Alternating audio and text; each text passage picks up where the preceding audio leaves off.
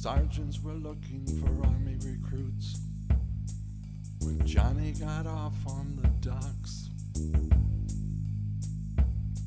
They gave him some money, clothes, liquor, and boots, and a chance to come home in a box. Now Johnny was poor and had nothing to lose, and he wanted a place to belong. They made him an offer he couldn't refuse, and they made Gary Owen his song. And the cavalry's where Johnny's gone off today, gone off there to fight on a horse. Long hours make up for the lowest of pay, and the chance to be shot at, of course. They taught him the saber and taught him to shoot, and they taught him to march and to ride. He learned who he had to respect and salute, and lived in the cavalry's pride. They taught him to care for his horse before self, and to polish his saddle and gear. And they gave him a choice of the 7th or 12th on Western Patrol for a year.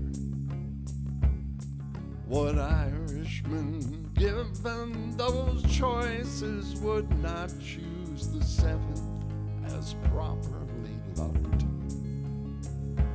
With their gear shining bright, they set off at a trot, and nobody knew they were fucked.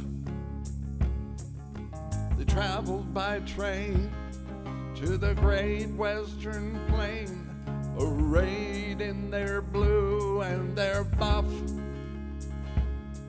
They practiced their trade on patrol and parade, and they grew saddle hardened and tough. And the officers, troopers, and horses were steeled in the 7th Cavalry's name. And they charged and retreated, they swept and they wheeled, and played the glorious game. And then where the little big horn flowed above the wide Missouri, they overconfidently rode into Crazy Horse's fury. Our Johnny fought as he was bidden, crying his battle cry, and died where he'd finally ridden 4,000 miles to die. 300 bluecoats died that day. The Sioux would never know how many sailed from Galway Bay not quite a year ago. The immigrants were hired men, protecting the bourgeois. And yet more Johnnies rode west again. Hurrah!